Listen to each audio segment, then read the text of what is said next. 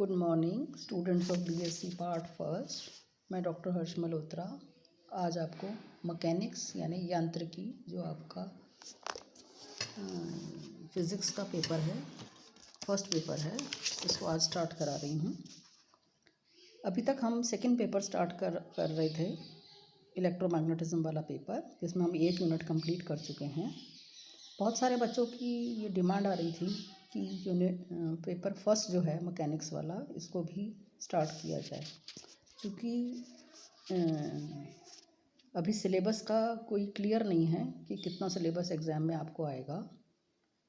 इसलिए मैकेनिक्स की 3rd unit अभी मैं स्टार्ट कर रही हूँ।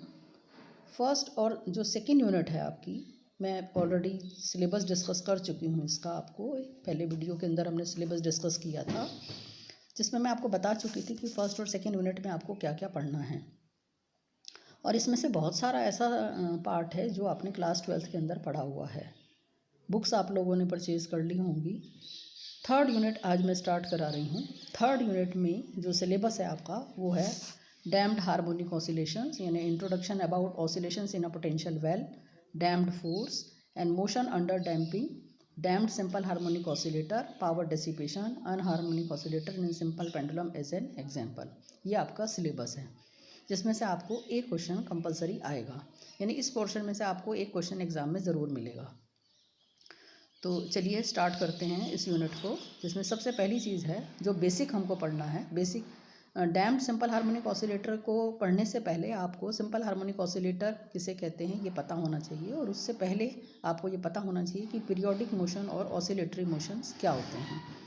चूँकि आप लोग क्लास 11th के अंदर ये सब चीज़ें पढ़कर आए हो, मैं बहुत जल्दी इस सब चीज़ों को करते हुए आगे अपने सिलेबस पर पहुँचेंगे। तो सबसे पहली चीज़ है पीरियोडिक मोशन, यानी दोलनी गति किसे कहते हैं, दोलनी गति या पीरियोडिक मोशन किसे कहते हैं। A motion is said periodic if it is repeated at regular interval of time, यानी ऐसी गति जो एक निश्चित समय के बाद वापस से दोहराई जाती हो, ऐसी गति को हम पीरियोडिक मोशन कहते हैं। जैसे फॉर एग्जांपल अर्थ है, वो क्या करती है, अपनी अक्ष के परितः वो रोटेशनल मोशन करती है, और उसका जो टाइम पीरियड है वो कितना है, 24 आवर्स, यानी 24 घंटे के बाद वह अपनी उसी जगह पर आ जाती है जहाँ से उसने स्टार्ट किया था, जो उसकी इनिशियल पोजीशन को आप मान लेते हो।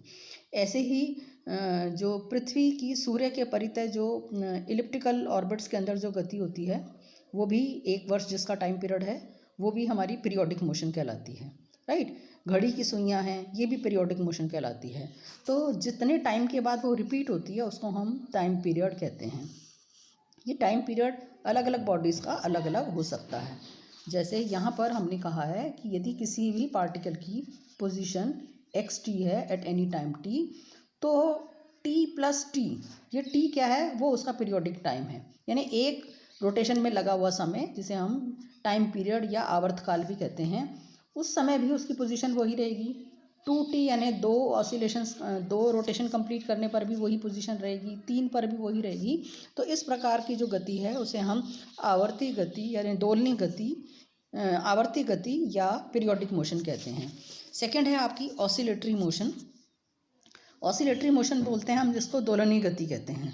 जैसे कि यदि जैसे आप लोगों ने सेकेंड ईयर उसमें 11th क्लास के अंदर प्रैक्टिकल किया होगा सरल लोलक का, यानी सिंपल पेंडुलम का, यानी वो वस्तु जो अपनी माध्य स्थिति के इर्द गिर्द गति करती है, यानी it is said periodic motion in which the particle और body moves back and forth और to and fro about a fixed point, या अबाउट अ मीन पोजीशन भी कह सकते हैं, क्योंकि वो जो फिक्स्ड पॉइंट है वो उसकी मीन पोजीशन या इक्विलिब्रियम पोजीशन कहलाती है, जैसा कि इस डायग्राम के अंदर आपको दिखाया गया है।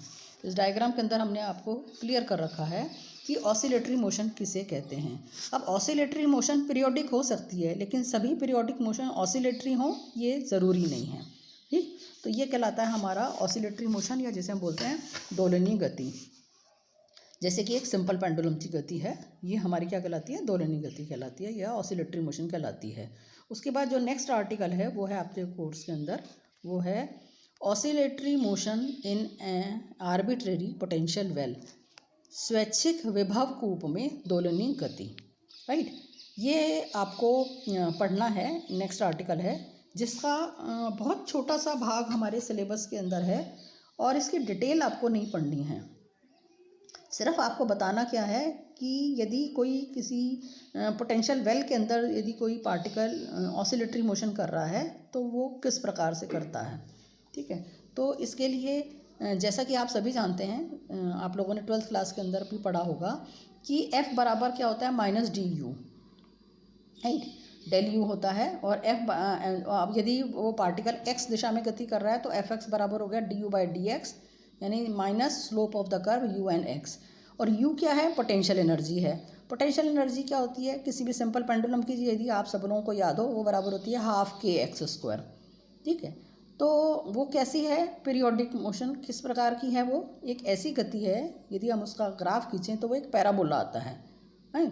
तो और यदि हम एक जनरल इसका निकालें, ग्राफ खींचते हैं ऐसे पार्टिकल का जो किसी भी कंजर्वेटिव फोर्स में, कंजर्वेटिव क्षेत्र के अंदर, संरक्षी क्षेत्र के अंदर यदि कोई कण गति कर रहा है तो उस पर जो लगने वाला जो बल है एफ एक्स बराबर होता है, वो होता है minus d U by D x. अब यदि यहाँ पर u और x के बीच में ग्राफ खींचा जाए, if I draw a curve between u and x, तो वो जो कर्व है उसको हम बोलते हैं पोटेंशियल एनर्जी कर्व।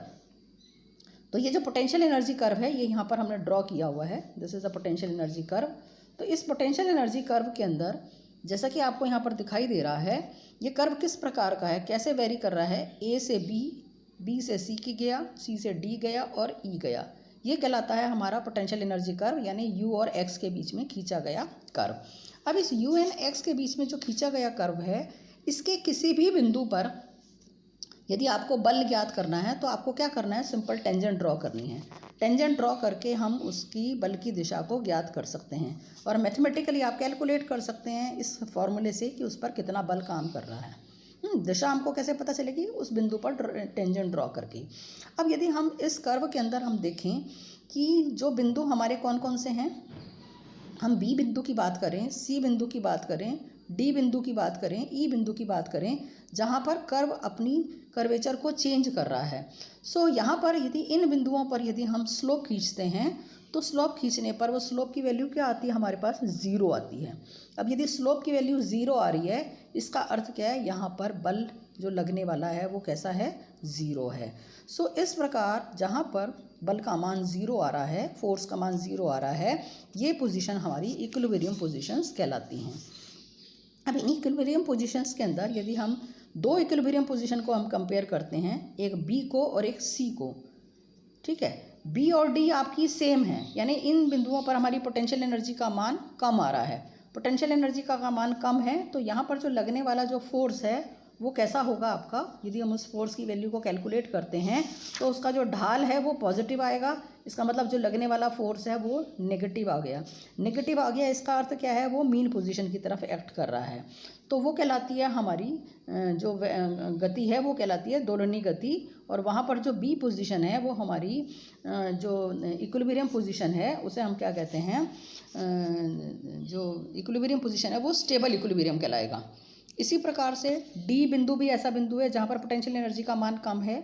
यहाँ पर भी यदि हम स्लोप निकालते हैं यदि इस वाले पोर्शन का, तो स्लोप हमारा क्या आता है, आपका पॉजिटिव आएगा। और स्लोप पॉजिटिव आएगा इसका मतलब फोर्स नेगेटिव आ गया, नेगेटिव आ गया इसका मतलब जो लगने वाला बल है वो जिस तरफ गति हो रही है उसके विपरीत दिशा में काम कर रहा है। हाँ, तो इसका अर्थ क्या हो गया, वो पोटेंशियल वेल के अंदर इस प्रकार से गति करेगा जैसे एक ऑसिलेटरी मोशन हो रही है। तो ये जो डी बिंदु है ये भी हमारा स्टेबल इक्विलिब्रियम कहलाता है। But in the case of C point की यदि हम बात करें, सी पॉइंट की या ई बिंदु की बात करते हैं, इन बिंदुओं पर चूँकि पोटेंशियल एनर्जी का मान मैक्सिमम आ रहा है, यानी उच्चिष्ट बिंदु कहलाते हैं ये हमारे, तो यहाँ पर जो लगने वाला जो बल है, यानी यदि यहाँ पर मैं फोर्स की वैल्यू को कैलकुलेट करती हूँ तो फोर्स हमारा क्या आता है, यहाँ पर नेगेटिव आता है। यानी ढाल कैसा आ रहा है आपका, नेगेटिव आ रहा है। नेगेटिव आ रहा है इसका मतलब फोर्स कैसा हो गया, पॉजिटिव हो गया। पॉजिटिव आ गया तो इसका मतलब क्या होगा, वो उसको मीन पोजीशन की तरफ ना लाकर फोर्स उसको दूर ले जाएगा। यदि ये उस बिंदु को दूर ले जा रहा है तो ये बिंदु हमारे अनस्टेबल इक्विलिब्रियम की कंडीशन को बताते हैं। तो ये तो रहा इसमें इस ग्राफ के अंदर कौन से बिंदु तो हमारे स्टेबल इक्विलिब्रियम को बता रहे हैं और कौन से अनस्टेबल। तो B and D shows the position of stable equilibrium and C and E shows the position of unstable equilibrium. अब यदि इसका हम मैथमेटिकल एनालिसिस करते हैं, मैथमेटिकल एनालिसिस करने के लिए हम क्या करते हैं, इसको मैथमेटिकली हम डिस्कस करने के लिए हम टेलर सीरीज़ का सहारा लेते हैं। और टेलर सीरीज़ के अनुसार यू एक्स बराबर हो गया U x zero plus delta U upon delta X, कहाँ पर X is equal to zero into X minus x zero plus 1 upon factorial 2 delta 2u upon delta X square X minus x zero का whole square plus 1 upon factorial 3 delta thrice u upon delta X cube X minus x zero की power 3 up to so on. ये कहलाता है हमारा Taylor series से हम potential energy को खोल सकते हैं। अब यहाँ पर for stable equilibrium you x zero यानी मिनिमम जो है वो कैसी होनी चाहिए, यदि इसकी वैल्यू को मिनिमम मान लेते हैं हम, और इसका जो फर्स्ट डेरिवेटिव होगा वो क्या हो जाएगा, आपका ज़ीरो हो जाएगा, और जो सेकेंड डेरिवेटिव है वो हो जाएगा पॉजिटिव आएगा, जिसे हम से मान लेते हैं से के। इसी तरह से जो तीसरा डेरिवेटिव है हम निकाल रहे हैं वो से हम मान लेते हैं से k1 है। सो यू एक्स की वैल्यू हो गई you x zero plus half k x minus x zero का अपॉन होल स्क्वायर, यानी 1 अपॉन फैक्टोरियल 2 को हमने खोल दिया 2 इंटू 1, तो मेरे पास क्या मिल गया 2 मिल गया। इसी तरह से फैक्टोरियल 3 को खोल सकते हैं हम 3 इंटू 2 इंटू 1, तो वो आपके पास आ गया 6। So the value u comes out to be u x is equal to u x zero plus half k x minus x zero का whole square plus 1 upon 6 K1 क्या है आपका, यहाँ से मिला है आपको K1 कहाँ से मिला है, यहाँ से आपके पास K1 मिला है, तो ये कहलाएगा आपका 1/6 K1 X minus x zero की power 3। If points B is at origin, यदि उसकी जो मीन पोजीशन है यदि हम उसको ज़ीरो पे मान लेते हैं, ओरिजिन पे मान लेते हैं, तो यू एक्स ज़ीरो का मान ज़ीरो हो गया और आपके पास यू एक्स की वैल्यू हो गई half k x square plus 1/2 K1 x cube, sorry 1/6, इसको आप करेक्शन कर लीजिएगा, ये आ गया आपके पास 1/2 x square plus 1/6 K1 x cube. और जो फोर्स निकाल सकते हैं हम यहाँ से, फर्स्ट डेरिवेटिव से हमने इसका फोर्स की वैल्यू को निकाला, तो फर्स्ट डेरिवेटिव से हमारे पास जो एफ एक्स बराबर हो गया, क्योंकि एफ एक्स बराबर क्या है हमारे पास, एफ एक्स हम पहले बता चुके हैं, एफ एक्स बराबर क्या है minus d U by D x, तो हमने इसका डेरिवेटिव निकाला, तो ये बन गया हमारे पास एफ एक्स बराबर हो गया माइनस के x minus 1/2 K1 x square, ये आपके पास आ गई फोर्स की वैल्यू हो गई। If displacement is very small, यदि आपका डिस्प्लेसमेंट बहुत छोटा है, यानी एक्स का मान बहुत छोटा है, से जैसे 0.1, तो उसका जब स्क्वायर करेंगे तो क्या हो गया 0.01, यानी और छोटा हो गया है, उसका क्यूब करेंगे तो वो और छोटा हो गया 0.001। और कोई भी स्मॉल राशि जो है वो यदि एडिशन या सब्ट्रैक्शन में है तो हम उसको इजीली छोड़ सकते हैं। तो यदि हम मान लेते हैं कि x की वैल्यू, डिस्प्लेसमेंट की वैल्यू बहुत स्मॉल है, तो यू एक्स में हमने 1/6 K1 एक्स क्यूब को हम छोड़ देते हैं और हमारे पास केवल क्या आ गया, यू एक्स बराबर हो गया half k x square and F x बराबर हो गया माइनस के x. It means in this position particle do simple harmonic motion. तो सिंपल हार्मोनिक मोशन के लिए जो सबसे पहली चीज़ हमने मान ली है वो क्या मानी है कि वो जो स्टेबल पॉइंट पर होना चाहिए और डिस्प्लेसमेंट कैसा होना चाहिए, आपका स्मॉल होना चाहिए। So it means in this position particle will do simple harmonic motion and its mean position and such oscillations are known as an harmonic oscillations. तो ये कहलाते हैं हमारे such oscillator is also called as harmonic oscillator. तो इस प्रकार से ये कहलाता है हमारा हार्मोनिक ऑसिलेटर कहलाता है।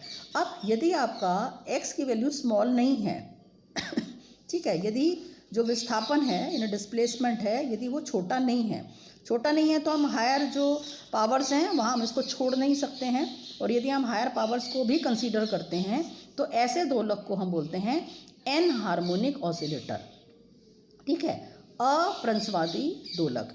तो that question is very very important, exam में कई बार पूछा जाता है कि एन हार्मोनिक ऑसिलेटर किसे कहते हैं। तो एन हार्मोनिक ऑसिलेटर किसे कहेंगे, जहाँ पोटेंशियल एनर्जी का मान यू एक्स बराबर क्या हो गया 1/2 के x square plus 1/2 K1 x cube, या यहाँ से भी लिख सकते हैं हम कि ऐसा ऑसिलेटर एन हार्मोनिक ऑसिलेटर कहलाता है जिसकी पोटेंशियल एनर्जी बराबर क्या है, यू एक्स बराबर you x zero plus delta U upon delta x x minus x zero plus delta 2u upon delta X square X minus x zero का whole square upon factorial 2 और up to so on. यदि इस प्रकार से potential energy है, यानी हम higher terms को कंसीडर कर रहे हैं, हायर टर्म्स को नहीं छोड़ रहे हैं, विस्थापन का मान स्मॉल नहीं है, तो ऐसे दोलक को हम एन हार्मोनिक ऑसिलेटर कहते हैं। तो ये हो गया आपका आज का लेक्चर। आज के लेक्चर में बस ये इतना। स्टार्ट कर लीजिए आप लोग भी पढ़ना। अब हम नेक्स्ट लेक्चर में आपसे फिर मिलेंगे। आप लोग इस तो चैनल को सब्सक्राइब कर लीजिए, जिससे कि आपके पास जैसे ही वीडियो डलता है आप उस वीडियो को उसी समय पढ़ लें, क्योंकि जैसे जैसे वीडियो डलते जाएंगे आपका काम इकट्ठा होता चला जाएगा। और पीछे का जो फर्स्ट यूनिट है इलेक्ट्रोमैग्नेटिज्म थी, आई होप आप लोगों ने सब लोगों ने पढ़ ली होगी अच्छी तरह। और उसके जो भी असाइनमेंट हम टाइम टू टाइम दे रहे हैं, वो असाइनमेंट्स में जो क्वेश्चंस हम आपको स्पेशली दे रहे हैं, and these questions are very very important questions. ये बहुत इंपॉर्टेंट क्वेश्चंस हैं जो एग्जाम में रिपीटेडली पूछे जाते हैं। केवल वैसे ही क्वेश्चन मैंने आपको असाइनमेंट में दिए हैं जिससे आपको एग्ज़ाम की तैयारी करने में आसानी हो। सो नेक्स्ट लेक्चर में मिलते हैं, तब तक के लिए थैंक यू।